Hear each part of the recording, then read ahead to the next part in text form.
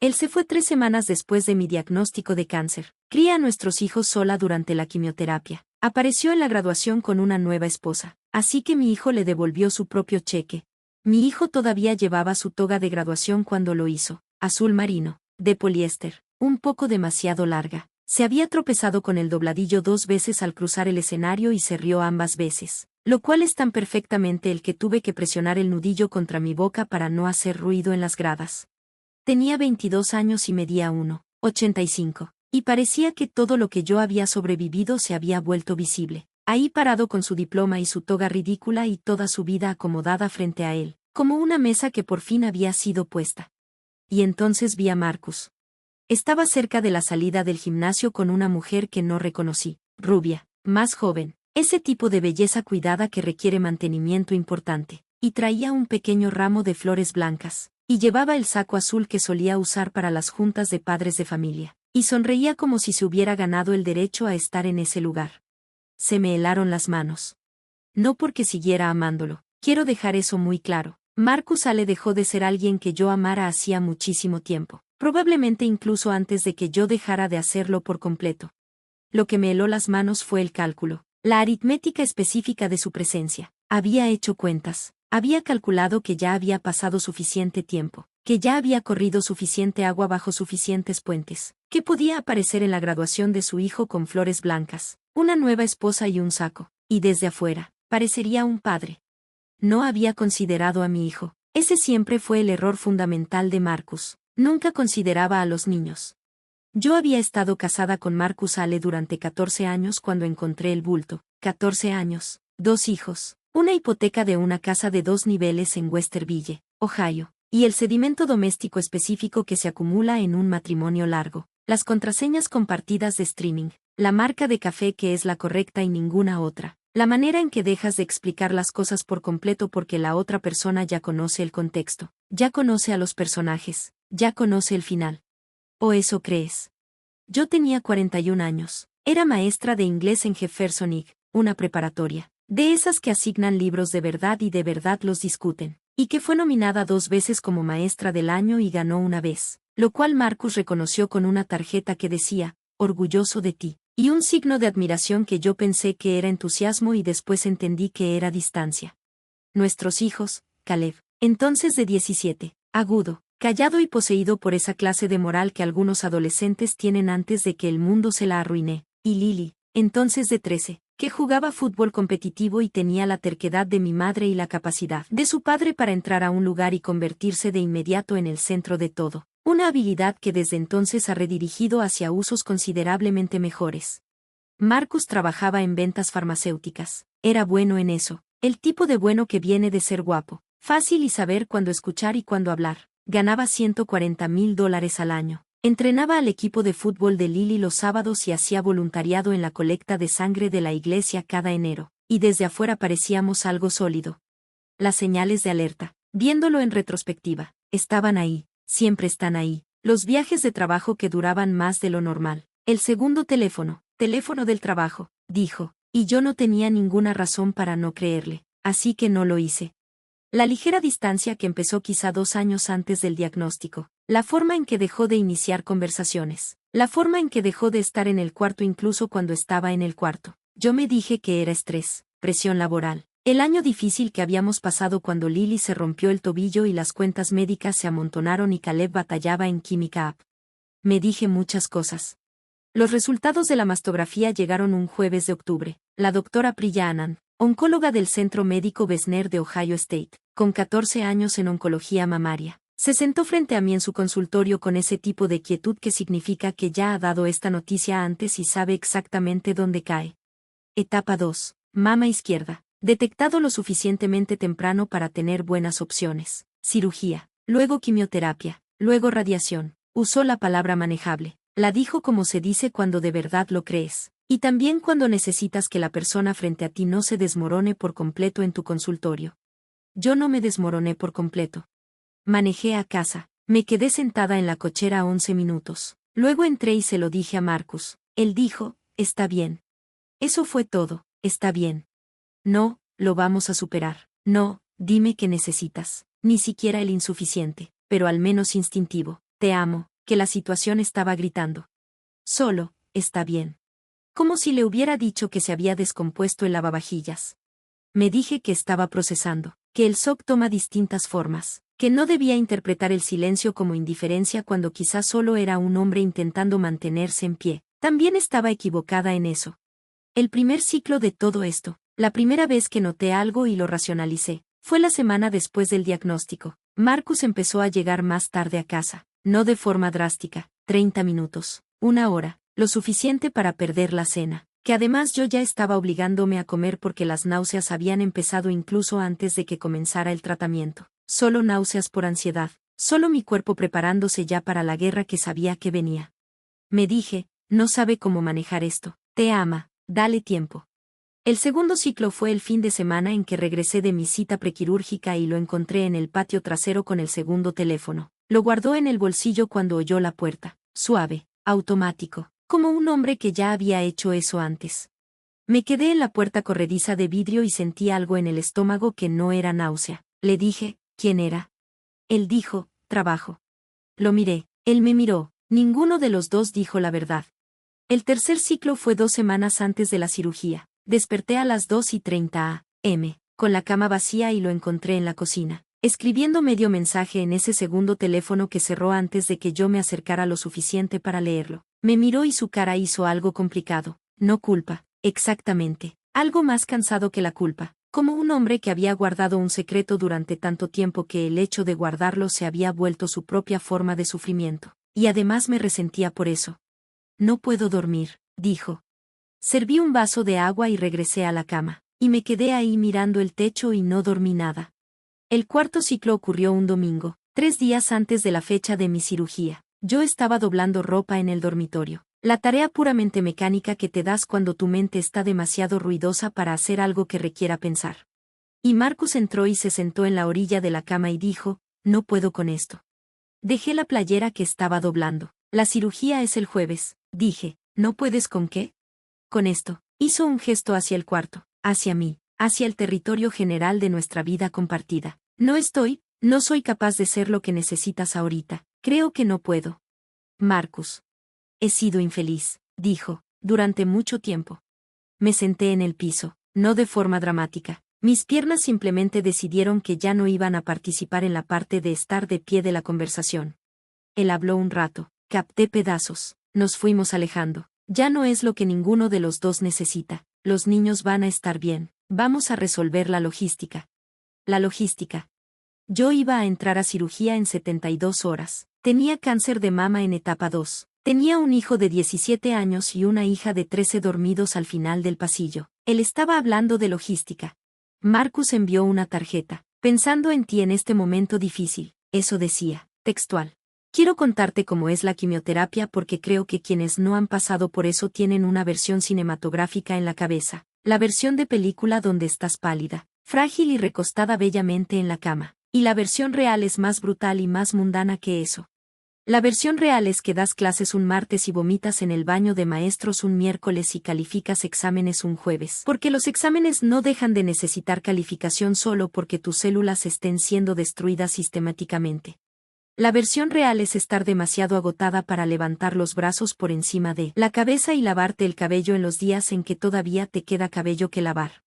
La versión real es Caleb, para entonces de 18, aprendiendo a cocinar pasta en silencio porque yo le había enseñado una vez y él puso atención. Ponerme un plato enfrente y sentarse ahí mientras yo comía, aunque yo sabía que tenía tarea y jamás una sola vez me hizo sentir una carga, nunca, ni una sola vez en 8 meses de tratamiento. La versión real es Lily, para entonces de 14, hablando por teléfono con su padre una noche. No estaba escuchando, o estaba intentando no hacerlo, y su voz volviéndose muy pequeña y muy controlada, diciendo, te necesitamos aquí, y la voz de Marcus, metálica por el altavoz, voy a intentar ir pronto, Lil, y Lily colgando y sentándose en la mesa de la cocina y jalar deliberadamente su tarea hacia ella y abrirla y empezar a hacerla con la intensidad concentrada de alguien que ha decidido no sentir nada. Yo regresé a los platos, me temblaban las manos, no por la quimio, por el duelo específico de ver a tu hijo aprender a los 14 años que su padre es exactamente quien temías que fuera. Quiero ser justa en algo, Marcus sí mandó dinero, no de manera constante, no de manera confiable, Pero hubo periodos en los que llegaba un cheque, $1,500 aquí, $2,000 allá, y una nota que decía cosas como, para los niños. Oh, espero que esto ayude. Nuestra abogada de divorcio, Linda Ferris, de Ferris Cho Family Law en Columbus, con 12 años de práctica y la competencia particular de una mujer que ha escuchado todas las versiones de esta historia, me dijo al principio, deposita todo lo que mande, documenta cada pausa y no asumas que la inconsistencia ya terminó. Tenía razón, como casi siempre. Lo que no me dijo, o no podía decirme, era lo que Caleb estaba haciendo con esos cheques. No lo supe hasta la graduación. Déjame contarte la parte legal de esto porque importa, y porque quiero que entiendas lo que realmente implica pasar por un divorcio mientras recibes quimioterapia en términos de papeleo.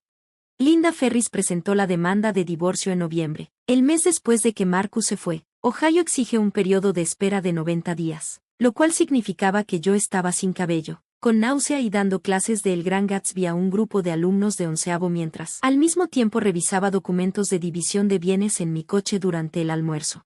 Marcus había contratado a su propio abogado, Gregory Paulsen, también de Columbus, y las negociaciones fueron ese tipo de tensión específica que ocurre cuando una parte tiene más dinero y la otra tiene más documentación. Yo había guardado todo, cada mensaje, cada hueco en su agenda que anoté con fecha y hora en las notas de mi iPhone porque una parte de mí, incluso antes del diagnóstico, sabía que estaba construyendo un expediente sin saber por qué, cada estado de cuenta. Los registros telefónicos que solicité legalmente durante el Discovery y que mostraban un número en Pittsburgh llamado 847 veces en 14 meses, un número que pertenecía a una mujer llamada Brenna Cole, que entonces tenía 34 años y a la que al parecer Marcus había conocido en una conferencia regional de ventas en 2019, y con quien había mantenido una relación continua mientras entrenaba al equipo de fútbol de su hija los sábados.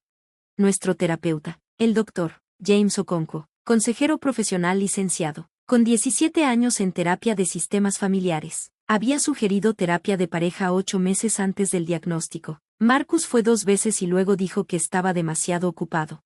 Ahora sé que ya estaba en Pittsburgh en una cantidad importante de esos fines de semana. El Dr. Okonkwo, una vez que yo empecé a verlo de forma individual durante el tratamiento, me dijo algo en lo que he pensado muchas veces desde entonces: la gente que no tolera la vulnerabilidad a menudo se va antes de que la abandonen. Tenía miedo de verte enferma, así que hizo lo que le pareció control. Aprecié la observación, no cambió nada, pero la aprecié.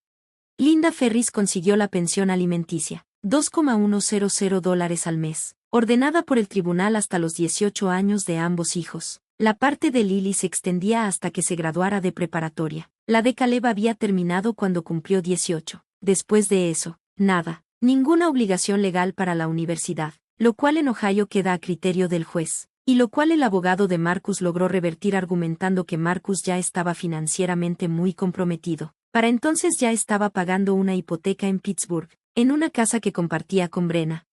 Yo terminé el tratamiento. Esa frase no carga suficiente peso, así que lo intento de nuevo. Sobreviví 8 meses de quimioterapia, 6 semanas de radiación, una lumpectomía y 2 procedimientos quirúrgicos adicionales mientras daba clases de tiempo completo. Hacía la crianza compartida de 2 hijos bajo un acuerdo de custodia que Marcus cumplía con una fiabilidad de aproximadamente 60%. Manejaba una hipoteca refinanciada con el sueldo de maestra y asistía a cada uno de los partidos de fútbol de Lily y a cada una de las competencias académicas de Caleb. Y lo hice sin peluca una vez que perdí el cabello porque la peluca me causaba dolor de cabeza y decidí que mis alumnos podían aprender a vivir con la verdad de cómo me veía. Unos cuantos lloraron el primer día que me vieron así. Les dije que estaba bien, que conmoverse por algo real no es debilidad. Algunos lo escribieron en sus ensayos de admisión a la universidad. Lo sé porque me lo dijeron. Lo logré. La tomografía al mes 12 salió limpia. La doctora Annan me enseñó las imágenes y dijo: esto es lo que esperábamos. No es una mujer emotiva. No puede darse ese lujo en su trabajo. Pero puso la mano sobre mi brazo un momento. Solo un momento. Fui a mi coche y me quedé sentada ahí y me permití sentir lo que llevaba un año sin sentir. Luego llamé a Caleb, que estaba en su primer año en Ohio State con una beca parcial por mérito, y le dije: salió limpia. No dijo nada por un segundo. Luego, mamá. Solo eso. Pero ahí estaba el mundo entero. Los años entre el diagnóstico y la graduación son largos y al mismo tiempo, en la memoria, comprimidos, como siempre pasa con el tiempo difícil. lo vives en tiempo real, minuto a minuto, mandado al súper por mandado al súper. Y luego un día estás sentada en un gimnasio viendo a tu hija menor cruzar el escenario con una toga rentada. Y de alguna manera han pasado 4 años y sigues aquí, improbablemente. Lily se graduó de Jefferson Ig, mi escuela, mis pasillos, en mayo, 4 años después del diagnóstico. Tenía 17 años. Tenía una beca atlética completa para la Universidad de Cincinnati para fútbol. Tenía la terquedad de su abuela y su propia gracia particular. Y había pasado 4 años viéndome decidir estar presente en cada uno de sus momentos. Y creo que eso es lo que se llevará consigo. Caleb había venido manejando desde Columbus. Tenía 22 años. Acababa de terminar su maestría en políticas públicas. Y en otoño empezaría a trabajar en una organización sin fines de lucro. Estaba sentado junto a mí en las gradas cuando vi a Marcus. Le puse la mano en el brazo a Caleb. Él ya lo había visto. Su mandíbula hizo algo. Se tensó y luego se aflojó. El acto consciente de un hombre eligiendo no reaccionar. Y solo dijo en voz baja, ya sé. No tienes que decir nada. Ya sé, mamá. Encontramos a Marcus después de la ceremonia. En realidad, él nos encontró a nosotros. Apareció en el borde del piso del gimnasio mientras Lily seguía rodeada de sus amigas. Y traía las flores blancas y el saco y a Brenna un poco detrás de él, con una expresión incierta, que era lo más comprensiva que yo podía sentir hacia ella. Marcus me miró primero. Algo cruzó su cara. No culpa exactamente. El primo de la culpa. La mirada de un hombre que sabe lo que hizo y ha logrado convencerse de que no fue para tanto. Te ves bien, dijo. Yo lo miré. Felicidades por Lily, dijo. Estoy muy orgulloso de ella. Ella ya lo sabe, dije sin dureza, solo como un hecho. Se volvió hacia Caleb. Algo pasó en el espacio entre ellos. Esa carga eléctrica específica de un hijo que ya decidió lo que piensa de su padre y ha estado esperando, quizá durante años, el momento adecuado para dejarlo claro. Caleb metió la mano en el bolsillo interno de su saco, sacó un sobre, blanco, tamaño carta, con las esquinas un poco gastadas de una forma que sugería que lo había cargado por un buen rato. Esto es tuyo, dijo Caleb. Marcus miró el sobre y luego a Caleb. ¿Qué es eso? Todos los cheques que mandaste después de que terminó la pensión alimenticia, después de que cumplí 18, los que mandaste para la universidad. Marcus se quedó inmóvil. Nunca los cobré, dijo Caleb, quiero devolvértelos.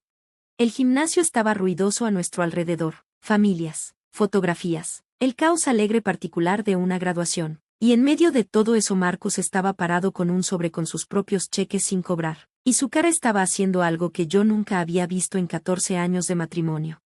Caleb, tú enviaste dinero, dijo Caleb, porque era más fácil que estar aquí, lo entiendo, pero no quiero lo fácil. Le puso el sobre en la mano a su padre, y no quiero tu dinero. Y entonces se dio la vuelta y caminó hacia su hermana, que venía cruzando el piso del gimnasio con su diploma, su toga, su beca completa y toda su enorme vida por delante. Yo no miré a Marcus, seguí a mi hijo. Hay un epílogo para esto, porque siempre lo hay. Marcus me llamó 3 semanas después. Casi no contesté. Y luego pensé, he estado tomando decisiones sobre lo que puedo y no puedo soportar por 5 años. Y esto sí lo puedo soportar. Dijo, te debo una disculpa. Esperé. Dijo, no manejé bien nada de esto. Lo sé. Pensé en la tarjeta que me había enviado después de la cirugía, pensando en ti en este momento difícil. Pensé en la voz de Lily al teléfono volviéndose muy pequeña y muy controlada. Pensé en Caleb aprendiendo a hacer pasta porque yo se la había enseñado una vez.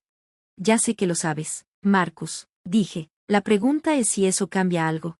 No tuvo respuesta para eso, no la esperaba.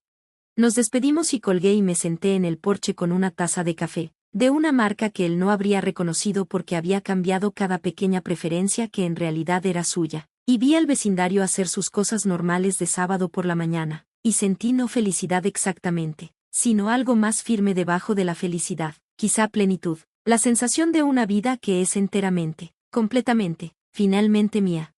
La doctora Anand me hace los estudios cada 6 meses, dice la palabra limpio con la misma calma profesional cada vez, y cada vez que la escucho siento lo mismo que sentí en el coche la primera vez, ese alivio inmenso, silencioso, celular.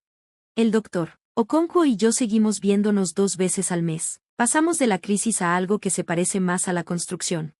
Linda Ferris me mandó una tarjeta navideña el diciembre pasado. La firmó, usted fue una de mis mejores clientas, con lo cual me refiero a la más preparada. Lily empezó en Cincinnati en agosto. Me llama los domingos. Llamadas largas. De esas en las que haces otras cosas mientras hablas. Está reorganizando su cuarto de residencia. Yo estoy haciendo la cena. Y simplemente existimos juntas durante 1 hora por teléfono. Lo cual también es una forma de riqueza. Caleb tomó su trabajo en la organización sin fines de lucro. Está trabajando en política educativa, tratando de ampliar programas de alfabetización en escuelas con pocos recursos. Lo cual quizá es la cosa más Caleb que pudo haber elegido hacer. Me llama los martes. Todavía hace pasta. Me mandó una foto de su versión. La mejoró un poco. No te ofendas. Y honestamente se veía mejor que la mía. No me ofendí. Fue todo lo contrario a ofenderme. A veces la gente me pregunta, no seguido, pero a veces, por lo general mujeres que están atravesando algo difícil, como lo hice. ¿Cómo criaste a 2 hijos durante un tratamiento de cáncer y un divorcio con el sueldo de una maestra y saliste del otro lado con hijos que, a cualquier medida razonable, son seres humanos extraordinarios?